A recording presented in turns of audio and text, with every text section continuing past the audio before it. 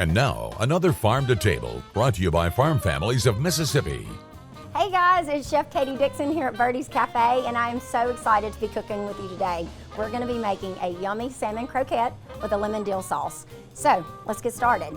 First off, you're going to want to take 2 cans of fresh salmon and you're going to put it in a bowl. You want to drain it first, okay?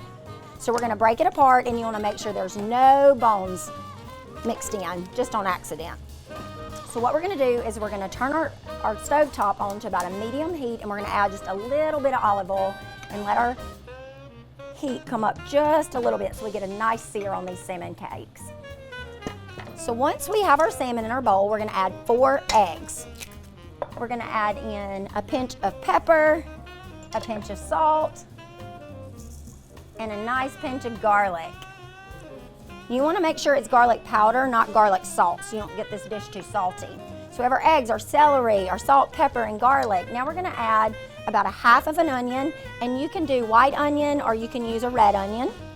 And we're going to have just a little squeeze of fresh lemon juice. I love bringing a little acidity to a dish. It brings out all the flavors. So today I'm actually going to use an ice cream scooper to make sure I get really good portion size and really pretty patties. So I'm going to use a 6-ounce scooper, and then I'm going to scoop some of our salmon and I'm going to put it straight in the pan. And then you're going to make sure you just flatten it out a little bit. You want a good, nice little circle. And no worries if you don't have an ice cream scooper, you can do it like my grandma used to do, and you can actually just hand patty these.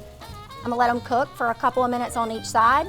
And while we're waiting on these to flip, I'm going to show you how to make your yogurt dill sauce. So first off, you're going to use about 1.5 cups of plain, unflavored Greek yogurt.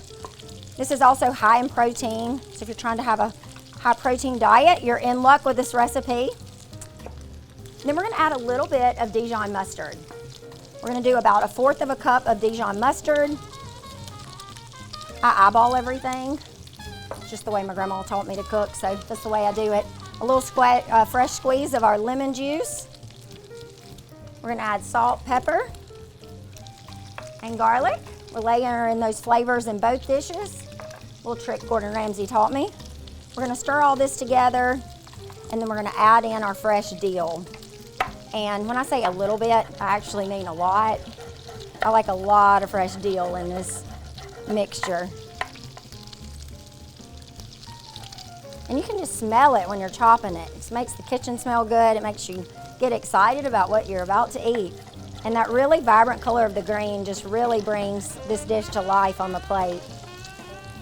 All right, our yogurt dill sauce is ready to go, guys. It's that quick and easy, and now our salmon cakes are ready to flip.